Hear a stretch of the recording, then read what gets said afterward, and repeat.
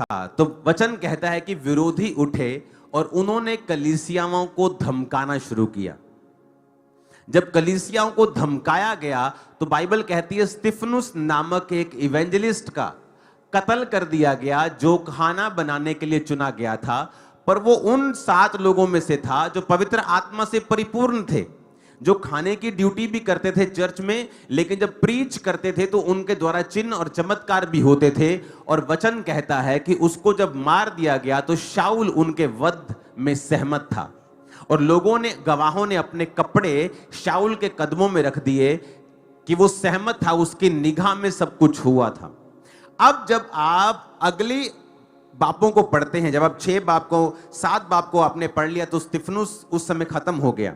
जब 8 बाप शुरू होता है तो वचन कहता है कि अब शाऊल, जिसने एक व्यक्ति को मरवाया था, अब वो पूरी कलीसिया में फिरने लगा और पूरी कलीसिया को पकड़कर लोगों को घरों से बाहर निकालता था और उनको बांधता था और उनको जेल करवाता था। और वचन में लिखा है कलीसिया तितर बितर हुई, प्रेरितों को छोड़कर बाकी सब कलीसियाएं तितर बितर हुई। विश्वासियों के ऊपर उसने अटैक किया। अब दिखने में यह विरोध लग रहा है, दिखने में यह शैतान का काम लग रहा है, लेकिन आपको नहीं पता है कि परमेश्वर इन लोगों को इस्तेमाल करता है अपने ही भविष्यवाणियों को पूरा करने के लिए। अब वचन कहता है कि जब कलीसिया तितर बितर हुई तो वो जहां तितर बितर हुई वहां जाकर सुसमाचार सुनाने लगे। जब कलीसिया तितर बितर हुई, कोई दूसरे शहर में भाग गया, कोई दूसरी स्टेट में चला गया, कोई दूसरे देश में चला गया, जहां जाके इसके रिश्तेदार थे, जहां जहां पहुंच थी, जहां जहां कोई जानकारी थी, वहां वहां वो गए। और वचन कहता है उस वजह से जो सुसमाचार था वो यरूशलेम के बाहर गया। यरूशलेम के बाहर सुसमाचार नहीं जा रहा था। प्रेरित उठते थे, प्रचार करते थे, 3000 लोग मिलते थे। वो 3000 लोगों की प्रॉपर्टी सांझे में थी। लोग अपने मकानों को बेचकर, प्रॉपर्टियां बेचकर चर्च में लाते थे। चर्च से वो पैसा खाने में, चर्च के सिस्टम में, काम में इस्तेमाल होता था। और कोई भी अपनी चीज को साझा, सब साझे में रखते थे। किसी का मकान बन रहा है, किसी का कर्जा उतर रहा है, लेकिन कलीसिया कंफर्टेबल थी। और परमेश्वर का वचन था कि तुम लोग, जब पवित्र आत्मा उतरेगा तो तुम यरूशलेम और यहूदिया और सामरिया और देश के, पृथ्वी के छोर तक तुम मेरे गवाह होंगे। अपने उस वचन को पूरा करने के लिए परमेश्वर ने विरोध का इस्तेमाल किया। कई बार आपकी लाइफ में जब विरोध होता है, इसलिए मैंने कहा विरोध के बदले विरोध मत करो। जो लोग विरोध कर रहे हैं वो पुतले साड़ रहे हैं, वो पुतले थोड़ी साड़ रहे हैं, वो आपको मेडल दे रहे हैं स्पिरिट में। वो आपके लिए गोल्ड मेडल है, सिल्वर मेडल है वो आपका। वो कोई खराब चीज थोड़ी है वो। लेकिन जब आप अपना मेडल दूसरे को वापस कर देंगे, वो खराब चीज है। कि उन्होंने साड़ा एक, मैंने साड़ दिया, हमें वापस नहीं करना अपना गोल्ड मेडल। यही तो सताव का मजा है। बाइबल कहती प्रेरित खुश हुए, आनंदित हुए। अगर इसे संसारिक दृष्टि से देखा जाए तो जब एक प्रशासन वहां पे खड़ा हो और कोई चोरी कर रहा हो, क्या प्रशासन वेट करेगा कि ये बंदा चोरी कर ले फिर मैं इस पे केस डालूंगा, इसकी जमानत होगी, फिर ये केस चलेगा? कि क्या उस चोरी को उसी जगह पे रोक देना चाहिए था? उसी जगह पे रोक देना चाहिए था, अगर आपको इतनी चिंता है क्रिश्चियंस लोगों की तो। लेकिन क्रिश्चियंस इस चीज का गुस्सा क्यों नहीं कर रहे हैं, या पास्टर्स गुस्सा क्यों नहीं कर रहे हैं? क्योंकि उनके लिए वो गोल्ड मेडल है, उनके लिए वो निशानी है कि गॉड इज विद अस, वो हमें ब्लेस कर रहा है। तो हमें यह समझना पड़ेगा। परमेश्वर ने मुझसे कहा कि वो तेरे लिए गोल्ड मेडल है, कि वही तो निशानी है। कि बाइबल कहती है उन्होंने प्रेरितों को बुलवाकर धमकाया और उन्होंने कहा यह काम तो हमसे नहीं हो सकता कि जो कुछ हमने परमेश्वर से सुना है और देखा है वो हम ना बोले। और वचन कहता है फिर कलीसियाएं तितर बितर जब हुई तो वहां वहां प्रचार हुआ। 7 की स्टेट में हुआ, 7 के देश में हुआ।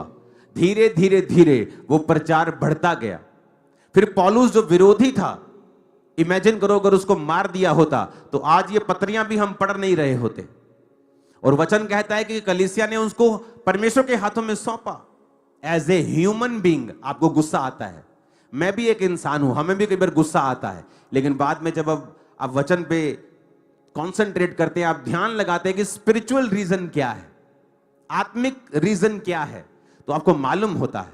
2022 में पंजाब में हर बंदा यीशु मसीह के बारे में नहीं जानता था, कोई नहीं, हर बंदा नहीं जानता था। क्रिश्चियनिटी थी, लोग परमेश्वर में आ रहे थे, वचन को कबूल कर रहे थे, लेकिन 2022 में एक धुआंधार यीशु मसीह के खिलाफ प्रचार हुआ।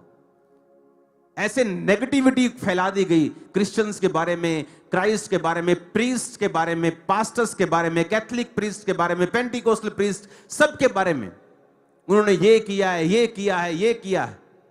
लेकिन क्या हुआ? जिसने यीशु मसीह के बारे में नहीं सुना था उसने सुना।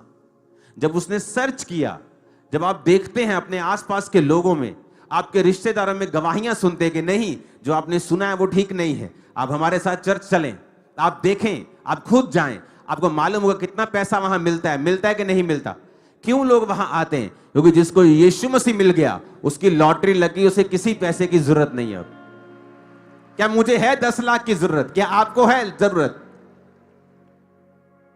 अरे क्या पैसा, ये क्या है पैसे की औकात यीशु मसीह के सामने? जिस व्यक्ति के बेबी नहीं था 40 साल से, उसके सामने पैसा रखेंगे, पैसे को लेगा कि बेबी को लेगा? जो कैंसर से मर रहा है वो पैसे को लेगा कि हीलिंग को लेगा? जिसके मन में शांति नहीं है, पैसा भी है, सेहत भी है, वो पैसे को लेगा कि यीशु मसीह की शांति को लेगा? जब यीशु मसीह के वचन के बारे में समझ आती है, तो आपको भी यह बात समझनी है कि परमेश्वर आपकी लाइफ के दुखों को आपको स्ट्रॉन्ग करने के लिए इस्तेमाल करते हैं हमेशा। 2004 में 5 में मुझे क्यों फास्टिंग करनी पड़ी इतनी? क्योंकि शैतान के अटैक्स इतने ज्यादा थे मेरी लाइफ में। और मैं आपको बताता हूं कि जो एक्सपीरियंस स्पिरिट का 2005 में और 4 में मैंने परमेश्वर में किया, खासकर 5 में, उसकी वजह से आज मैं परमेश्वर में खड़ा हूं। मैं इसलिए नहीं खड़ा हूं कि मिरेकल हुए, इसलिए नहीं खड़ा हूं कि मेरी लाइफ में मिरेकल हुए। आप नहीं इस बात को समझ पाएंगे शायद आज, और मैं खुल के समझा भी नहीं पाऊंगा, लेकिन वो एक्सपीरियंस जो 2005 के मेरे थे, उसी वजह से आज मैं मसीह में खड़ा हूं। उन्होंने साबित किया कि यीशु मसीह जीवित परमेश्वर है। ऐसी बातें, ऐसी घटनाएं मेरी पर्सनल लाइफ में हुई हैं जिसकी वजह से मुझे प्रूफ था, जिसकी वजह से मैं गिरा नहीं, मैंने लालच नहीं किया, क्योंकि मुझे मालूम था कि जो क्राइस्ट ने मेरे साथ किया है, ये दुनिया की कोई ताकत मेरे साथ नहीं कर सकती थी। हालेलुया। अगर आप बुद्धिमान नहीं होंगे तो लोग आपकी पॉपुलैरिटी का फायदा उठाएंगे। कभी भी नाम लेकर किसी की बात ना करो, हमेशा मसीह विरोधी कहकर लोगों की बात करो। यही तो वो चाहते हैं कि वो मशहूर हों, उस मशहूरी का जो आपके ऊपर है उसका वो फायदा उठाएं। क्योंकि क्रिश्चियनिटी की अगर आप बात करोगे तो हर देश तक बात पहुंचेगी। Very cheap way to be popular. लेकिन आपको बुद्धिमान बनना है, आपको यह समझना है कि आप किसी की गिरफ्तारी पर रीले मत चलाएं, खुश ना हो, सुसमाचार फैलाएं, चुप भी ना हो, वचन को फैलाएं सोशल मीडिया के ऊपर, वचन बताएं लोगों को, सच्चाई बताएं, अपनी गवाहियां शेयर करें, अपने एक्सपीरियंस शेयर करें। नशा छोड़ा तो वो शेयर करें। गाली निकालने से, किसी को डाउन करने से, किसी को कुत्ता बोलने से, बिल्ला बोलने से नथिंग विल हैपन, कुछ नहीं होगा। और आपकी स्पिरिट नहीं है ये। मैं भी विश्वासी की लाइफ में रहा हूं। मैं तो इतना कड़क विश्वासी, इतना ऐसा मैं विश्वासी था कि लोगों को पीटने तक मैं पहुंच जाता था अपने पास्टर के लिए, क्योंकि अपने पास्टर से मुझे इतना प्यार होता था।